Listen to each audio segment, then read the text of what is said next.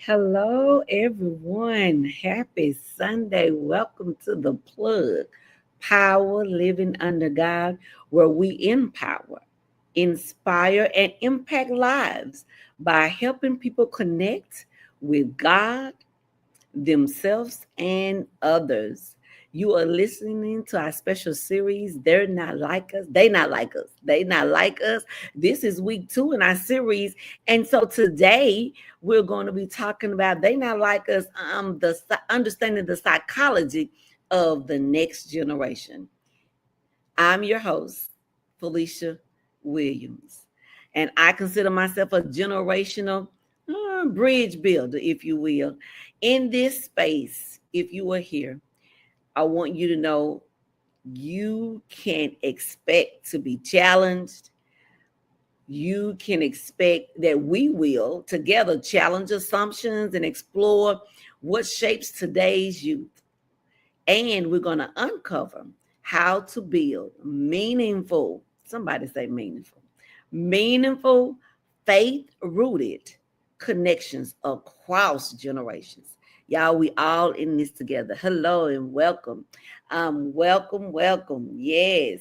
And I want you to like, subscribe, whatever you do, please engage with us. We accept the feedback, conversation. Mostly, we just want to have a conversation about things that are important, things that will impact our lives, where we, you and I in the community can make a difference in the lives of the next generation. So I got my special guest today, Diane Whooper. She's going to be on. We're going to have this dialogue. Hey, sis, how are you today? What's going on? Happy Sunday, everyone. Yes. Happy Sunday. Sunday. Yes, school is back in. Yes. It's been 2 to 3 weeks, and I think everybody's back in now, from the private to the public. So, with that being said, our discussion today, we're gonna give it up for our Gen Z and Alphas. We're gonna kind of dig in and talk about the psychology of Gen Z and Gen uh, Alpha. We talked about over a week ago. We did generation identification. Everybody needs to know what generation um, category are you in. I think that's important as we bridge gaps, as we help one another. So today, the focus is Gen Z and Gen Alpha. So Gen Z is going to be that age 12 to 27. And Gen Alpha is going to be the age birth to 11. And of course, we can't have the conversation without, you know, Gen X and the baby boomers and the traditionalists. It's us that needs to try to, I believe, try to understand um, the generations who are beneath us, under us, so that we also can pour into them. Well, Yeah. here on the plug, good evening, Katrina. On the plug, we can't do nothing without God. The G in the plug stands for God, power living under God. So we're gonna pause for the cause, and I am going to offer up a word of prayer. So will y'all join in? Lord, we come right now in the name of Jesus.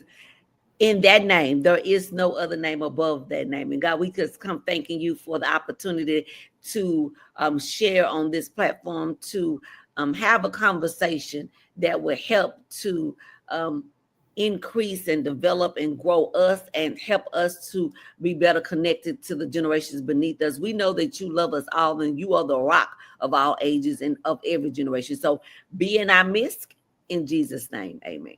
Amen. Amen. Yes. So we're going to start off by first, let's just talk about why is emotional intelligence even important? Emotional intelligence. What is emotional intelligence? Let's just start there. Well, I heard that earlier this week or end of last week, emotional intelligence. I was like, Emotion, oh, yeah, some people are yeah. not emotional intelligent. Some people are not emotional intelligent. I was like, okay, So we educate know me. places. I said, so educate me. How? Okay. So emotional intelligence, we think of the word intelligence, we think of intellectual, um, you know, having the ability um and your cognitive ability to think when you think about intelligence. Mm-hmm. Emotion, let's think about emotions. What are our emotions? Right. Um, when we think about how we feel, can you identify with um, how you feel and how somebody else feels? Emotional intelligence. Are you aware when someone is angry, Yes. someone is um I'm not in my Sad. Someone's I said grieving. So all of the so emotions that grieving, someone okay, else can you does. emotional intelligence, are you able, do you have the capacity to empathize? Right. Emotional intelligence. So Because of before course we I move Google. on, some of you who are joined in, what is emotional intelligence to you? Like sis say, we hear it often, and we're going to be talking about that as it relates to Gen Z and Gen Alpha. Emotional intelligence, what is that? And of course I Google, Siri, Alexa, Okay, what did you get? all of those things. And you were on point with the definition of someone who can identify, who can recognize. One definition was the AI overview, emotional intelligence, the ability to understand, use, and manage your own Mm-hmm. emotions, as So well what? as recognize Uh-huh. and influence the emotions of others. So you just you're taking us into the next part, which I'm saying self awareness, Mm-hmm. because with emotional intelligence, you have to be emotional aware of what you just said yourself. Yes. Because I say this all the time, we often Mm-hmm. are busy worried about everybody else's, but we have not been in Neglect. tune with ourselves. So Right. yes, emotional intelligence has everything to do with managing and using and identifying your own emotions. Well, since we're going to be talking about Gen Z and Gen Alpha, um, it's important that we know our own emotional intelligence or the lack thereof before we can identify, recognize, manage, or use with our younger generation. With this, like I said, school is back in. Um, you got teachers who are 27 who Yeah. are um, educating Gen Alpha. Yeah. Exactly. So if an individual is not emotionally sound, Uh-huh. how is it, and this is what's happening, we're trying to understand a generation, we're Uh-huh. trying to understand the psychology of how they think, but we have not taken the time to understand ourselves. Yes. Yes. So yes, it's managing, we about managing feelings. We look Yeah. on the news often, and a lot of times adults are getting in trouble, if you will, Mm-hmm. because they're not handling their what? Emotions. Emotions. Yeah. Constantly. We can, right. And so what we're doing is teaching a generation Mm-hmm. how not to handle emotions Yeah. or how to handle them. They are watching us. So here's the shift. There was a generation, our generation, and the one Mm-hmm. before us, we bottled up emotions. Mm-hmm. Now we're dealing with Gen Z and Gen Alpha. They are naming and sharing them. Let's talk about that. One Mm. generation bottled up, one generation, the next generation is naming and sharing. What kind of conflict do you think has happened or will happen if you got an entire generation that bottled up emotions, but now we are talking about a generation who's naming and sharing their emotions? What type of conflict are we seeing, or what conflict may come up because of that? The differences of how we think, the differences of what you may say about a matter is going to be different from the older generation, what they say about a matter, or not lack of saying about a matter.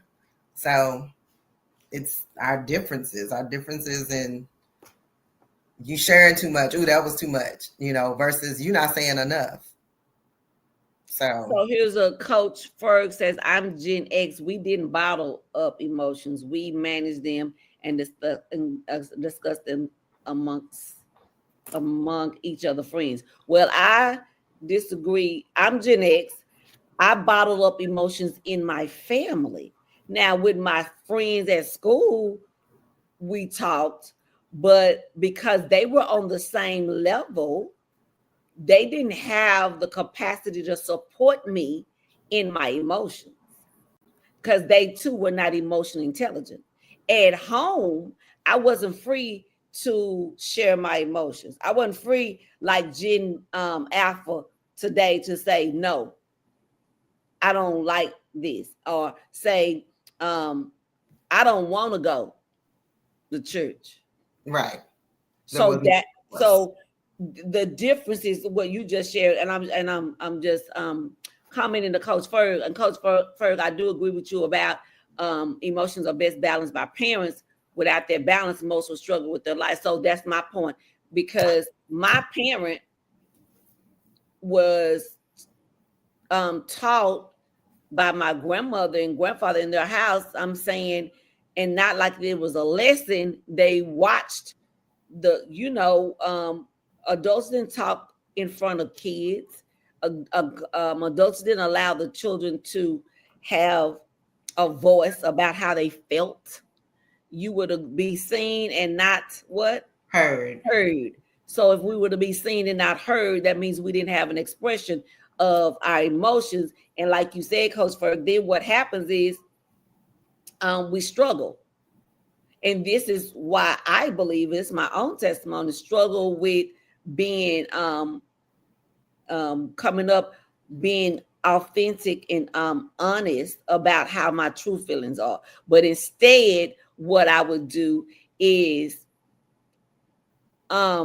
say what I think others want me to say. Yeah. But I'm not feeling that. And I think that has happened with the differences in the generations. Okay, so now here's Coach says, for women, if you were not taught emotional balance by moms, yes, you will struggle with choosing men and friends. Okay, let's talk about that. For women, if you were not taught emotional balance by moms, yes, you will struggle with choosing men and friends. And I would say if you weren't taught emotional balance by moms and dads, because mom and dads both have emotions. Yes. So we talking about the ship, bottled emotions, naming, and sharing our emotions. This generation, the ones that's just going back to school, I'm saying Gen Alpha and Gen Z, teachers, administrators, parents alike are having to be able to identify with children what's going on with their emotions. And we call them this in elementary school, they big emotions. Because it's almost like their emotions are outside of their whole little body. How angry they may get. And so if no one is able to meet children or young people where they are to identify what's going on instead of seeing it as, let me give you an example. So if a Gen Alpha 6-year-old, let's say 3, 4, 5, or 6, decides that he or she doesn't want something,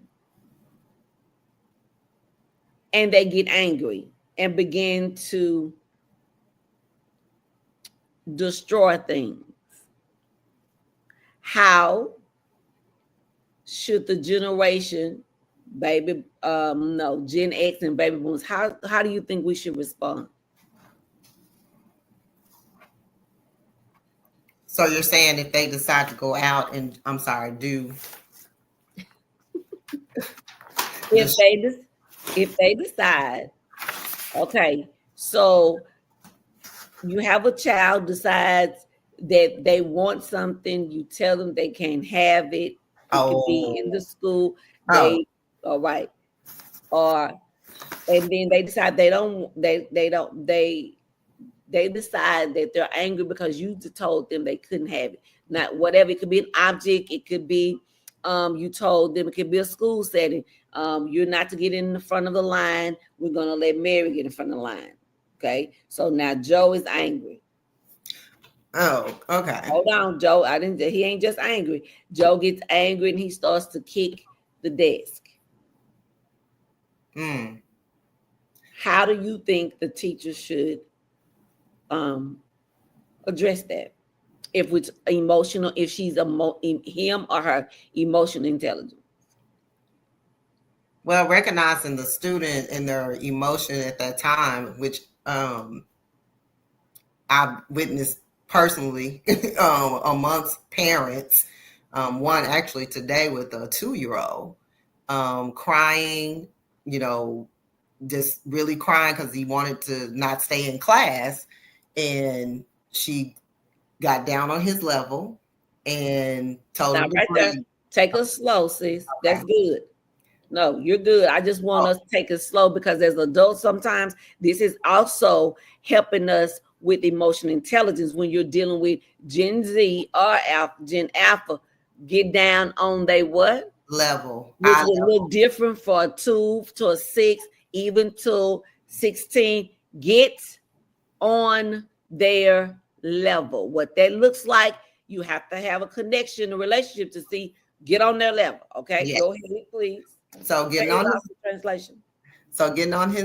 level, eye level, um, told him to breathe in, then out. So she was getting control over his breathing because he was crying. And so she was breathe in and out, then spoke to him soft tone, saying, okay, what we're going to do now is we're going to go and sit in a chair and get our lesson for the day. So it was retransitioning his thinking from, oh my God, my mom is leaving me, or I don't want to be here, to get control over your breathing. And let's go to our chair to do our lesson, which I was totally fascinated by, because instantly this 2-year-old stopped crying, got control over his breathing, eye contact, and then proceeded to go to the chair to do the lesson. Where So, back in the day, I'm not getting on your eye level. right, I'm not, I'm going to give you, it was either I'm going to give you a look right. and you knew to go get right, Mm-hmm. or I'm going to start using my weekend language, and or you finna get popped I was or going to say, something. It right. wasn't But none of that. even so, with emotional intelligence, and I love that scenario because that happens, but that also says, which goes back to Coach Ferg mentioning the things happening at home. I'm almost guaranteed that's not the first time that child heard those strategies, those No, steps, right? right. And another thing, there this generation, people still popping children in their chest and in their mouth, even um on the field. Uh-huh. Yeah, I yeah, said what I said. yeah, On the football fields or in sports, and there shouldn't be any difference in how we approach situations. Every scenario is different, but the approach, getting on someone's level, because we should do that even if you think about it, adults, So let me use this. You shouldn't match an energy of a 2-year-old. We're matching energy for 6 and 7 and 8 and 9, even 16. Don't match energy if the energy that you see is outraged, or that energy seemingly is a child or somebody that's immature and not emotionally intelligent. Don't match the energy. But what you do is get on their level, so to speak, seeing what the concern is. yeah. And you talk about breathing. This is what the mental health therapist is going to do. This is what we do. We talk about breathing. Why? That's mindfulness. That's to help you ground. We're not teaching Gen Z and Gen Alpha something that we're not doing. But going back to what I said in the beginning, we're not able to understand them. They not like us, but we're not able to understand them because we're not tapping into our own emotional intelligence if we haven't, or our emotional awareness. I agree. So um I, that was a great example. So that leads me to how Gen um Z and Gen Alpha, their way to express themselves. The way they express themselves, they get it from where? Social media. They find out, how do I express myself? They what they're viewing online, their games. So they get it from the stage of social media. And when they look at different things, it often causes them to be pressured to be perfect. They're pressured to be perfect. So when they make a mistake, and they will, now I'm angry because I want to be perfect, the best. I can't make a mistake. And that is a lie from the pit of hell. Mm. But we're not talking about that. We're not having those conversations, or let me say this, we're not emotionally sound to pay attention to what's going on, because we quick to just jump in and pop. I agree with Wayne is saying, as far as that, I went down to the football coaches and stuff. I witnessed that as well. The football coaches talking hard, or any coach for that matter, talking really hard to these little, elementary to middle school, even to high school age. And I was just kind of in amazement that, dang, he is going off on these girls in this basketball. And they were middle school age. And he was talking, I mean, oh my God, I was like, calm down. It's not this, I mean, it's serious, but I mean, the tone of everything is like, I didn't even want to hear it anymore. Because it was like, you're yelling so loud. And I know we're in a gym, I know you're trying to coach, but it's like, bring it down a level. Because the girls they're not receiving that. And even though they end up winning at the end, but it was still like, oh my God. Woo. So you're saying you agree with Dwayne. He said he don't think that if they talk calm, what I'm reading is he said if coaches take that approach of being calm, it would that wouldn't work. That's in the football coaching world, no, that would not work. Okay, so I'm going to push the envelope and say, when we say that won't work, what are we saying? What won't work?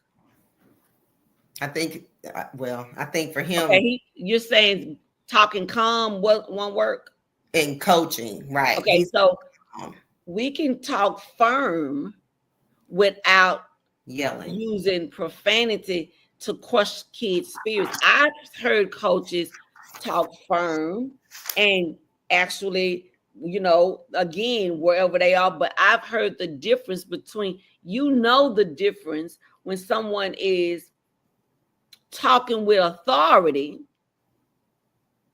and they're well respected. Very good. I was going to say.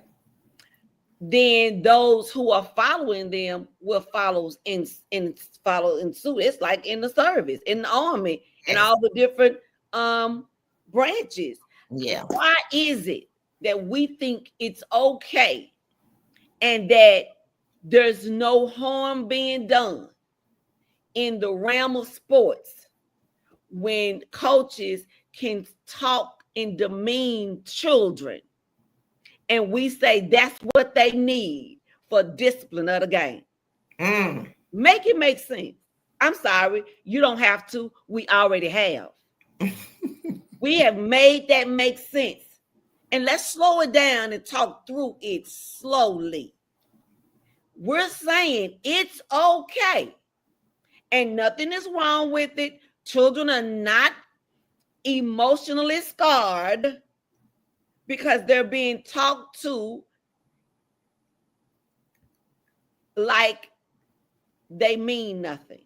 Again, there's a difference between a coach that has authority and they're responsible and they're respected. And then you may say, remember we're talking about generations. That was your generation, right? And here we are, the new generation. What I do know, a lot of children are not playing, or let me keep it real 100 with all y'all. The children who are playing sports, a lot of them, like you don't have the children, that have autism, the children who, even the boys who have ADHD, it's a lot of our boys that look like you and me. A lot of children who can't handle being screamed at, they don't play the sports because of that. But they want to, but they don't want to be talked to crazy. What they say, these boys and young men are weak because of women inserting their opinions. I think that's cute, right? Opinions ain't never made nobody weak. Mm. Opinions don't make folk weak. People give opinion all day long. You giving yours right now. I don't think that's making somebody weak though.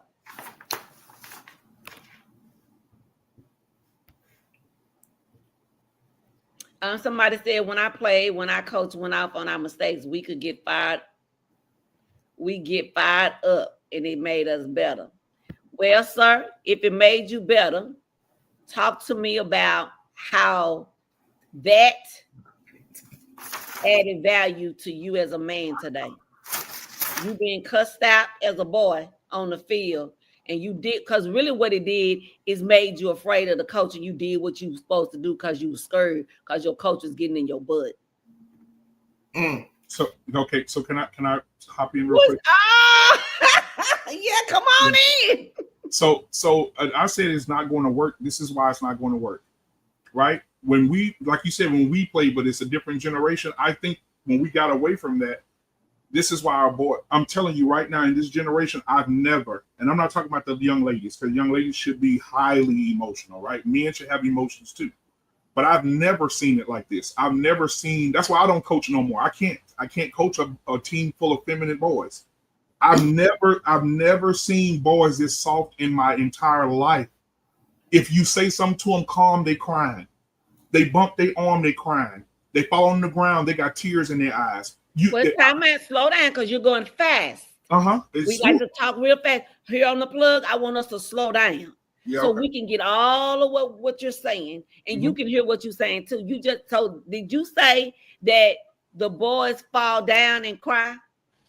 They fall. Anything happens, they fall and die. They crying. No. See, you wait. Let's go to they fall. No, because we're adding too many things at one time. Take it one at a time. Okay. Because I hope we have listeners, and we want to be clear, because clear is kind. When a boy falls down, if he hurt himself, can he cry? Let's talk, because we're not emotionally intelligent if we saying they can't. I don't care what none of y'all say now. The crying is mostly just looking at the boys. The crying is not because they're hurting. The crying is because of the embarrassment of being outplayed, outmoved. The player on the other side, the defensive player, took the offensive player and slung him down, and he couldn't control his weight, could control his strength. And so he lost the battle. He get up crying because the boy was stronger than he was. Or the boy how did he move? So is it my question to you, coach, ex-coach, and all? So do we know when that happened, that the boy is crying because his feelings are hurt, or is he hurt? How do you know that? When do you determine that? Because the coach asked, "What you crying for?" I don't know how he got me on the ground. Why he pushed me? What you? So you're crying because the boy pushed you down on the ground? And let's go back to what you're saying when you said what you crying for. That's generational too. Because every time we cried, when we were crying, when your behind got whooped, and your mama and your daddy, your grandma, big mama, what you crying for? I'm crying because it hurts. But back then, it's just this jargon. What you crying for? Even out on the field, what you crying for? But you really not ask you. Do you really want to know why I'm crying? Are you really saying what you crying for? Suck that up, man. Let's do this. And the reason that we ask that question is because we sitting there as coaches, we see the play. We see that there's no injury in the play. We see that he got manhandled by another person, and his feelings hurt. Okay. And he come over crying with tears in his eyes because he got outplayed. Okay. And that's fair. Yeah, that's fair. I mean, and like Trey said, it's because he embarrassed. Okay. Yeah. Mm-hmm. So you're embarrassed. That's just what that is. You were embarrassed. But is that okay on the field? No. See what I'm saying? But you know why it's not okay? Because me as a person, okay, so take our generation. When we play ball, our coach told us, look for every weakness in your opponent. If I look across the field as a defensive player, and I look across the field, and I know I made that running back cry, for the rest of the game, I'm going to torment him. I'm going to break him down mentally and physically for the rest of the game. I'm going to take him out. Every play, I'm going to hit him. Every time he move, I'm going to hit him. When he go down, I'm going to hit him. When he get up, I'm going to be talking to him. Cry baby. I'm going to take him out of his game, because that's my job. To take him out of his game and take him out completely. Okay. So So my question then leads to, because again, it's embarrassment. And so do men among men, and let's just say coach, you're coaching, is there like a moment or an opportunity to say, hey John, I know that you got smoked, you're embarrassed, but you don't have to cry. Take the embarrassment, but you don't have to cry over the embarrassment. So not to confuse it, that the saying, as we always say, boys don't cry, or you're not supposed to cry. So now I'm at a football game, I got embarrassed. Coach says you don't have to cry because you're embarrassed. Is that fair to say that a coach can say that? Yeah, you can say that, but then what would happen is you would have to dismantle the whole team, because what's going to happen is his fellow brothers in arms, they gonna tell him the same thing. What get up? What is you crying for? Were you ain't hurt? Like, they're going to be on him harder than the coach. Your teammates, your coach is the last thing you want. Your teammates are going to run you in the ground. If you miss a tackle or you get up crying, your teammates are going to. They're going to. Oh yeah, that's what I'm saying though. The teaching moment. Yeah, that's something.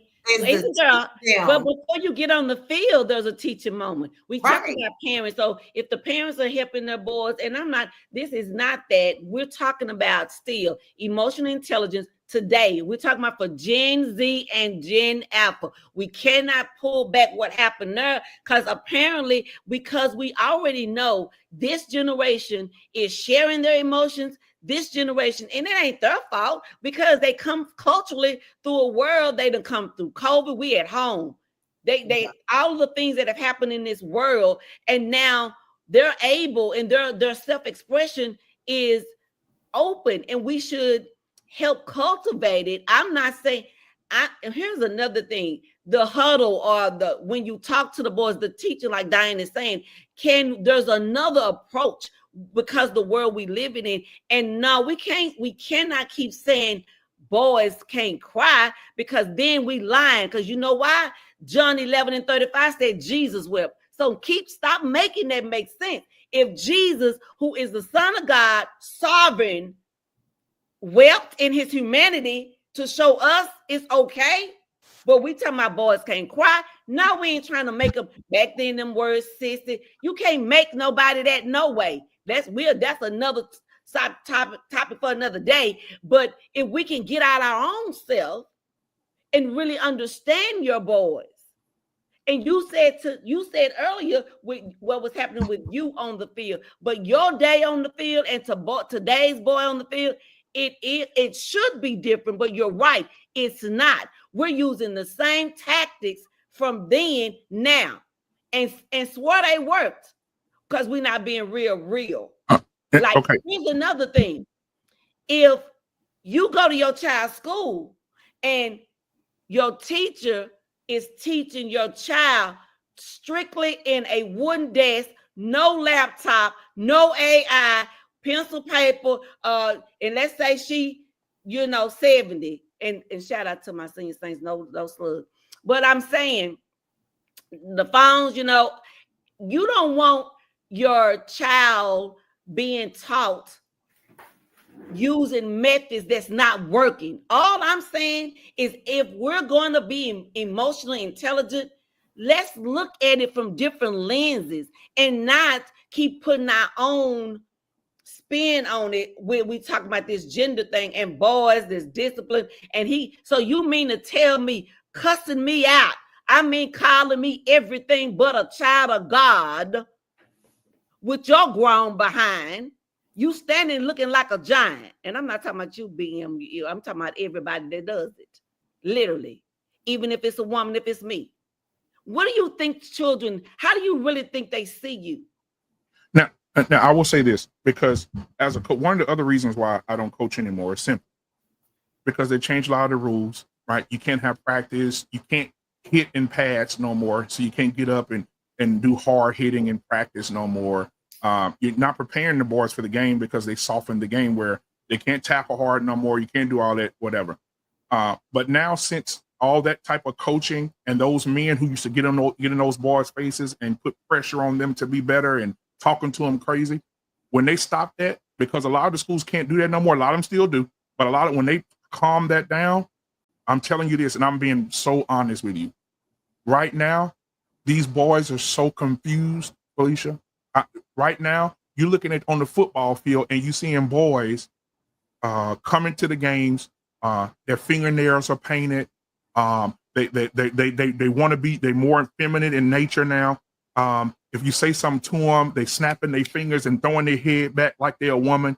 You can't. Back in the day, that was unheard. The men wouldn't even allow the boys to even get. If you out, you could not come out there with no pink fingernail polish on at no football practice with us. That's external. We're not going to go. That's external.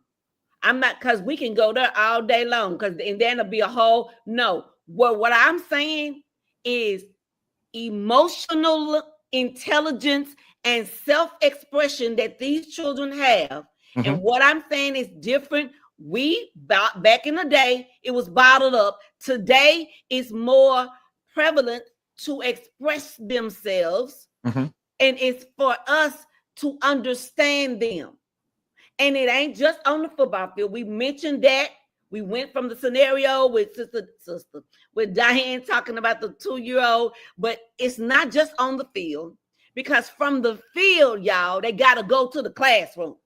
And so when I know this, when you do all of that and you stay working on the field, when they come to school, what you created now is an aggressive young boy, and now every place is the field. Do you hear me? This happened to a 6-year-old in an elementary 2 years ago.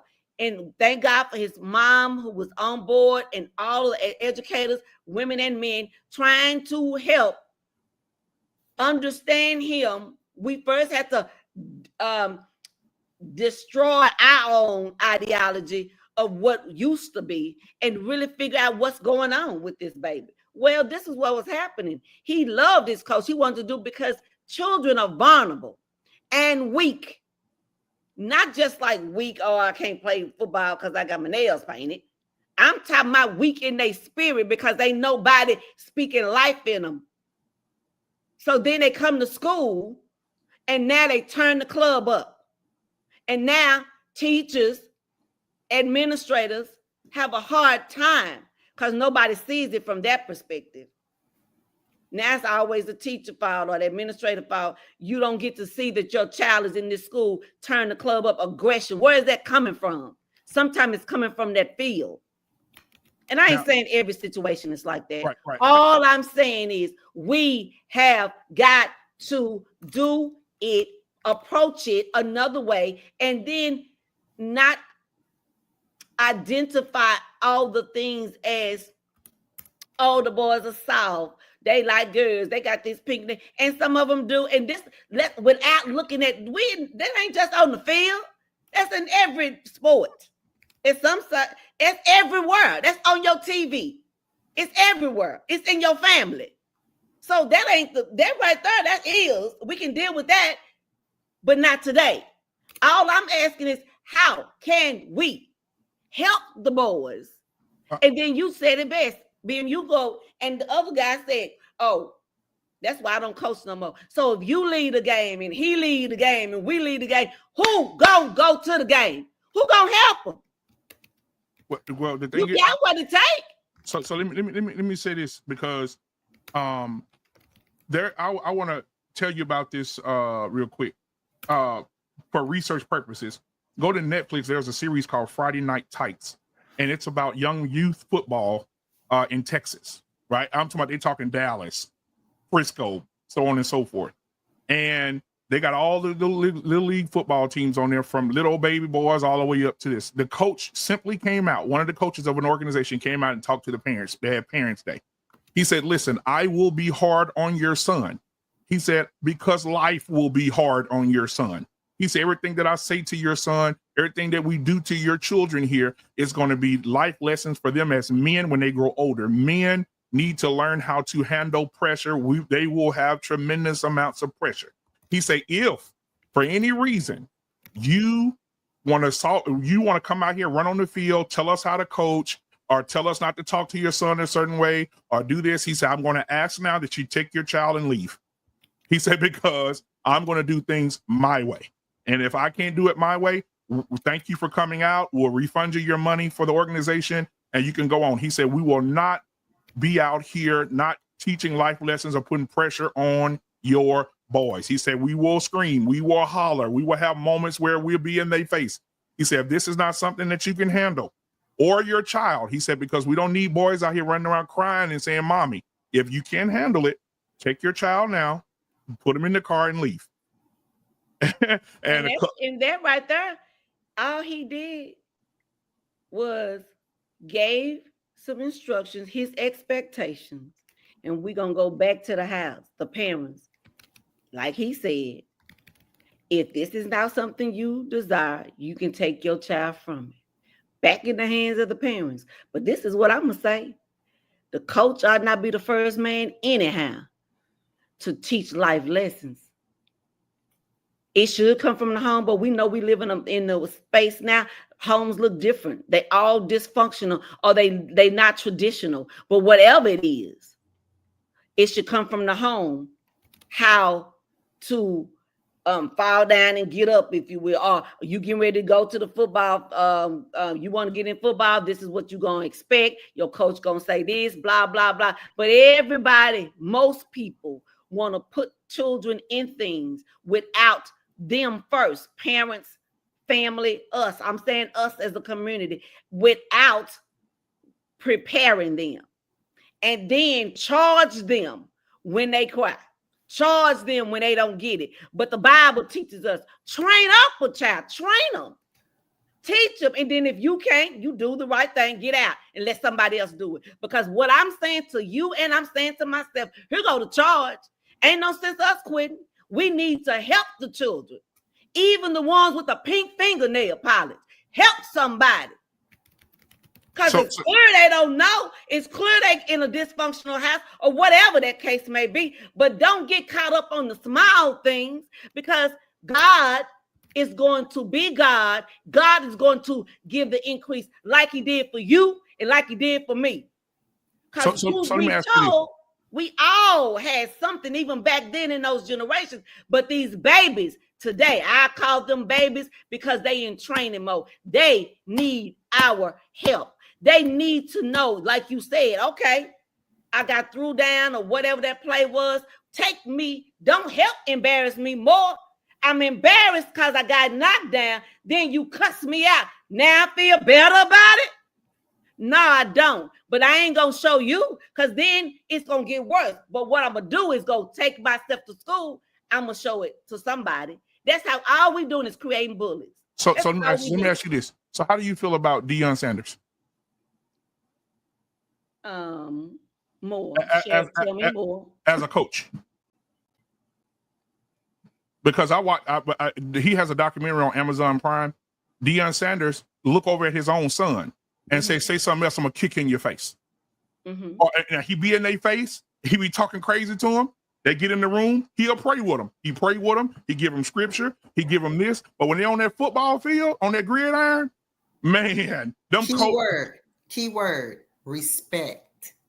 Yeah, you gotta earn it. You gotta earn it. But they use that. But they use that language though. If you watch that documentary, they cussing them boys out. I watched it. To me, it's the respect. Going back to the initial statement about what she stated here: speak firmly versus yelling. Respect is key. Gen Z and alphas, that's what they want. They want to be able to get respect in order to give respect, which we all have done for generations. We know you got to give to get, but it's a different way of how we're gaining the respect and giving the respect. So yes, Deion has the respect, not only because of his past and former training and football player and all of that, but also he's gained it from his team. So it's all the respect. Bottom line, it's just the respect to get the relationship, respect to build the relationship. But wasn't he in their lives from the beginning? Well, of course, No, as his I'm talking about father. the team. I'm talking about the team in general, not just his boys. I'm talking about Yeah. the team in general, and that type of coaching from the time they was little bitty boys That's up what I'm until they saying. become adults. All Yeah. the boys that he's really trained. Look at what's the boy name? The dad was in jail. I'm trying to think of his name. He got drafted with Travis Hunter. But anyway, Joe Horn, I think Jr. or something like that. Whatever. He got drafted, but his daddy in jail for robbery. His mama in the streets. But he got a somebody mentor.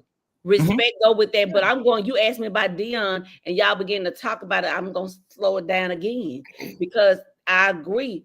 What you're saying, he talked to his son right there and said all those things. He, the father, talked to his son who's on his team, who he been with his son from the beginning, who he played the game himself, and he has a narrative himself. So all of that plays into what he does because before he got them on the field, he was already in their lives in the field. He already taught them that's not the narrative of most of our boys, don't you know? So the very thing we talk about these sisters, these single women, because then you cuss these little boys out on these fields. Guess where they going home to? Them single mamas. Respect. Then you got some of them single mamas. They now talking to the boys crazy. I'm telling you, play the tape out.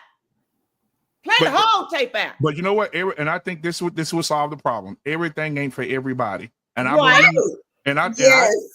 believe, and I believe that these boys who are highly, highly, highly sensitive, and we feel like it's going to go over into the classrooms and go into their moms and go into this other stuff. I think, and then that's a whole nother conversation about the decisions that parents make to have kids and not all that stuff. But I'm saying the children specifically. Everything ain't for everybody, and sometimes parents push their children to do things that they know they're they're not capable of doing. And then it's the coach's job to try to push him to be better at something that he really don't want to do anyway, that his mama forcing him to do.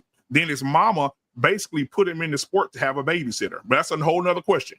So, I mean, a whole nother conversation. But what I'm saying is some of these kids don't even want to play. If they don't want to play, don't add a bad apple to a bunch of kids. Because some of these boys out here, they when they hear them coaches say that to them, they get so fired up, and them are some of the best players that I've seen it with my own two eyes. When you get on them boys like that, they get fired up, they start hitting the top of their helmet, they go out and they play exceptional football. And they don't cry, they're not mad. We call them the dogs.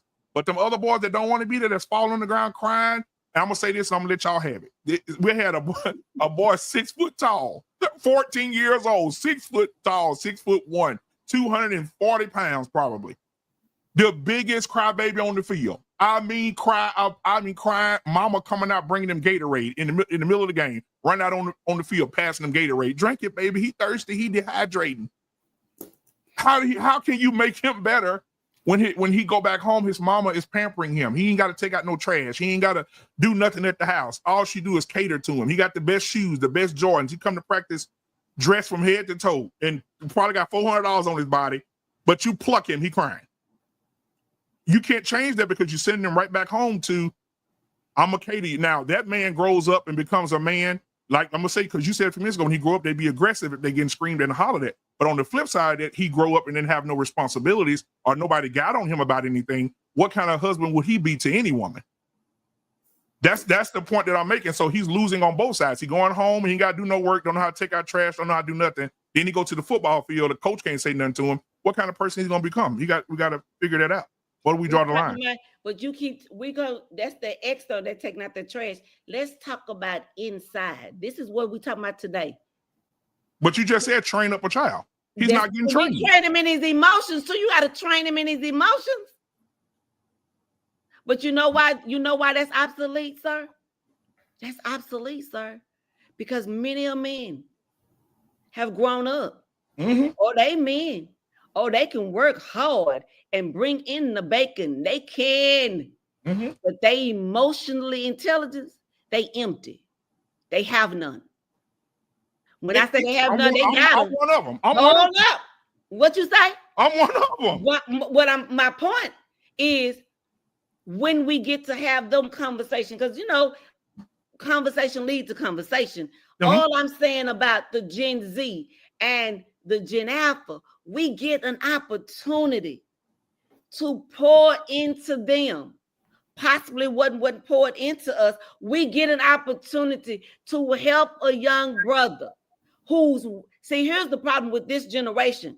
They're vulnerable, but they don't have no safe space. But I hear grown men talking about, we don't have no safe space. We can't, we tell this, then it'll be used against us. Well, if that's what happened to you, and you know this because you're emotionally intelligent now, what you gonna do to help your nephew or your the young brother who don't have a dad, and you are the mentor, or your son? How you gonna help him become emotionally sound? Because now, prayerfully, you are, but you also are aware that you used to not be because of whatever you went through. Emotionally intelligence is what our children need. They need to be able to regulate their emotions, but they cannot do that if we don't stop, think, evaluate, then proceed. That's take a step. Take another step forward on behalf of these young boys. And think about it. Stop, think, evaluate. Evaluate what's different then and now. What do I have to give them that they don't become whatever? Not the external. I'm talking about inside. You know, like the movie Inside Out.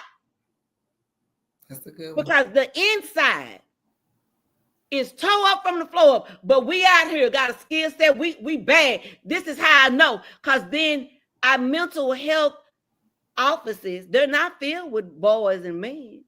They filled with boys now, though, because mamas and daddies are bringing them. They filled with girls too, because girls are in there for their perfectionists.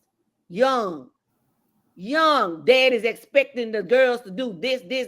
Girl can't even have her own creative mind because she's trying to do it the right way, the way her daddy or her mama wanted to do it. Expectations, perfection over our head. We want them to do things. I'm telling you what I know week to week. So okay, I'll say this, and I'm gonna let y'all have the rest of the No, you're not. You said that 15 minutes ago, and it's time to go now. I'm gonna say this. In other, and I'm gonna say this because we see this a lot. And I know you said like parents having expectations for their children. Okay. In our community, that's a bad thing. Don't push your child, let your child have their own mind, let your child go out and figure out what they want to do with their life, right? No. Most of the I'm saying in most cases, but when we go to the doctor and you walk into the doctor, right? Your doctor's appointment, what culture of people do you normally see as doctors?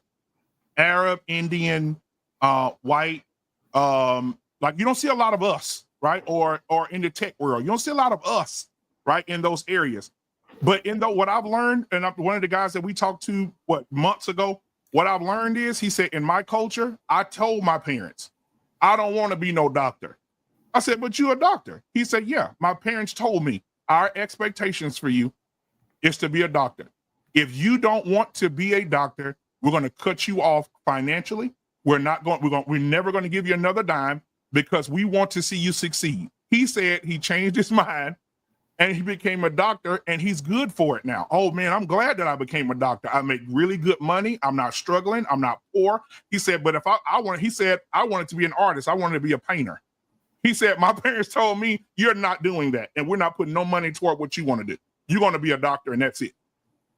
And they push them to do what they want them to do, and they become doctors. That's why the majority of them are making. I'll send it to you. They put the scale up of what they make. The parents that push their kid, what they making versus what our culture is making money wise, and it's a completely difference. Hundreds of thousands of dollars more. These Indian people are making 150. Their households $250,000. Ours $35,000, $25,000, $53,000. Because it's a difference. BMU, you Okay. That's apples to oranges. Doctor, football. Okay. What's the chances? Doctor, Okay. well, push your baby to be a doctor. Okay. Doctor football. But the gamble is everybody ain't gonna be an NFL player. So teach them something else. That's what you missing the point. I guess I am. That's what I'm saying. Because if my child come to me and say, I want to be an artist, I want to be a painter, and I tell her, no, you ain't finna go get no paint. You ain't finna be painting no canvases. You gonna go to school and be a veterinarian. You gonna go to school and be a nurse or you're gonna be a doctor or something. Or you're gonna get into this tech world that's blowing up right now. So you can be successful. You're not doing that. That is frowned upon. But because kids should have their own mind, or we discourage our children. Because some parents, I've heard parents, what do you want to do when you grow up? I want to be a doctor. The mama said, who paying for that? You better try to get you a scholarship. I know I'm not putting it down. I ain't got no money. It be talking about you being no doctor. You better go get you a job and pay for it yourself. So it's either discouraged or, right, the only way some boys get out is by their legs, because we're the most athletic people in the world. We are. Look at the majority of every sport you look at is black men. Yeah. What's the solution? Okay. So next, can we get the circles of influence? Can we just get you to show us that? As we thank you, BMU, for your input today. We appreciate it, because we here on the floor, we want the feedback, because that's what it's going to take. But at the end of the day, what's the solution? And when we talk about the circle of influence, it leads to even our Gen Z, Gen X, Gen Alphas. We have a circle of influence. And with that being said, it involves your inner circle. That's why this is important. It's how we made up. Our inner circle, your middle circle, and your outer circle. Every child needs that. So what that looks like emotionally is this. Children need to be self-aware. They need self-management. We mentioned that earlier, to be able to learn how to manage their emotions. Here's the thing, empathy. They need to empathize, show empathy, but they can't do that if they ain't never seen nobody empathize. Social awareness, what's going on around them. Self-expression. You talked about art and create. They do need self-expression. I'm for kids and choice, but boundaries. Yes, parents have to put boundaries on children. We're not saying have them be free, do what they want. You got to know your kid, though. A lot of times what I'm noticing, parents don't know themselves, let alone trying to figure out who their kids are.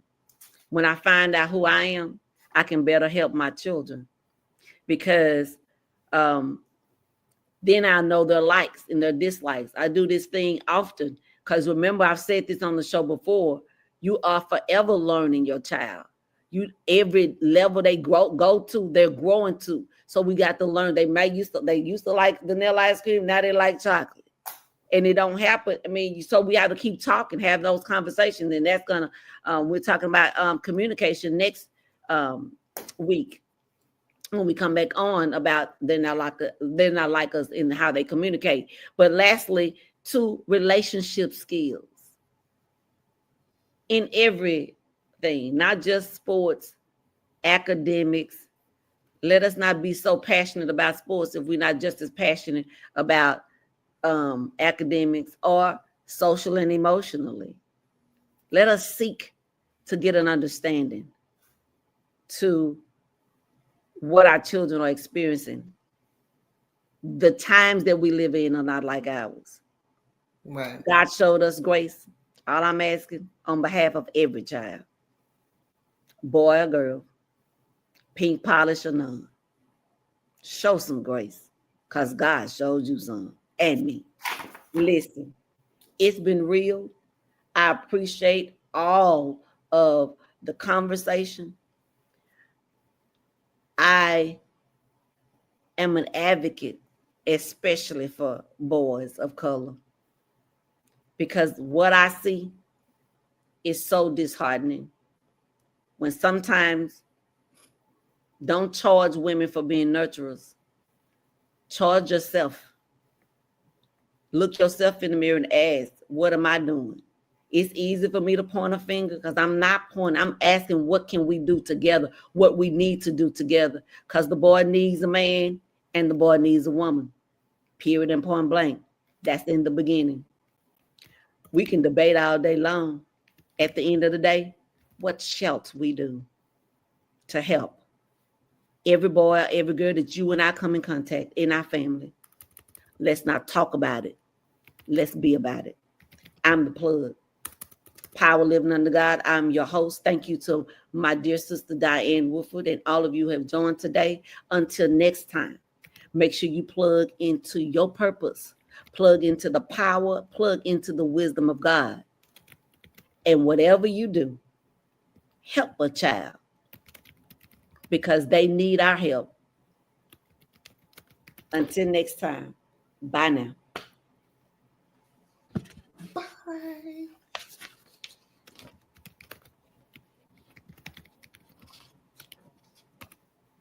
Just want to say I love y'all too.